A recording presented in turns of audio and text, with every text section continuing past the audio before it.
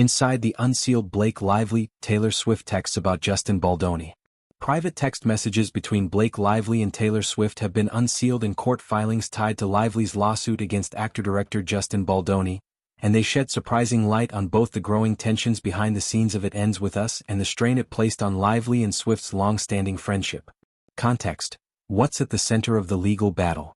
The text messages are part of a sprawling legal dispute triggered when Lively accused Baldoni, who directed It Ends With Us, of creating a toxic work environment and engaging in harassment. Baldoni has denied wrongdoing and countersued, turning the legal fight into one of Hollywood's most public and acrimonious celebrity courtroom dramas. Swift was subpoenaed during the case because communications with Lively became relevant to Baldoni's attorneys, although Swift's team has publicly said she was never involved in the film's production beyond licensing a song. What the texts reveal: 1. Taylor's candid comments about Baldoni. Shortly before a New York Times article about Lively's complaint went public in late 2024, Swift texted Lively with a message that has drawn widespread attention. "I think this B*** knows something is coming because he's gotten out his tiny violin." This blunt phrasing, revealed in court filings, suggests Swift was expressing skepticism and frustration toward Baldoni's public statements and strategy. She also discussed broader concerns about how media narratives might be spinning around the situation, criticism that McLean's side say underscores how deeply the drama had affected those close to Lively. 2. Blake's appeals for support. In earlier messages, dated April 2023, well before the lawsuit became public, Lively reached out to Swift while Baldoni was present during a meeting at her home. She asked Swift to help influence him toward supporting Lively's revision of the film's script. Lively described Baldoni as a doofus director and a clown in these texts. Swift responded with support, writing, "I'll do anything for you."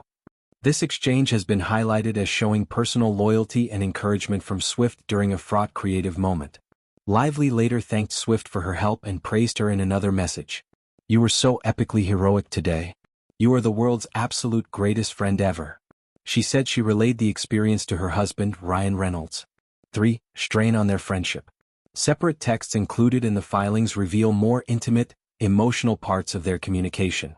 Lively wrote that she sometimes felt like a bad friend because ongoing stress, particularly related to the Baldoni situation and its personal fallout, had dominated her thoughts and messages. Swift, then finishing her Eras tour, replied thoughtfully that she sensed a shift in communication between them, noting that Lively's texts sometimes felt overly formal or impersonal.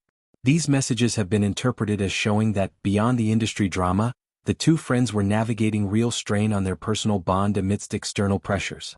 Public impact and narrative around the text. The released messages have fueled intense media and fan speculation, including debates about whether Swift's album The Life of a Showgirl contains lyrical references to the controversy and whether private communications were taken out of context for public consumption. Critics of Baldoni's camp argue that the texts show Swift's support for Lively and help counter narratives that the actress was isolated or acting alone, while others question the optics of such high-profile involvement. Looking ahead. As the legal battle continues, with motions still underway and the case expected to go to trial, these private messages have quickly become a key piece of the broader story. They reveal not just strategic discussions about a film, but real emotional support, tension, and complexity in one of Hollywood's most watched disputes.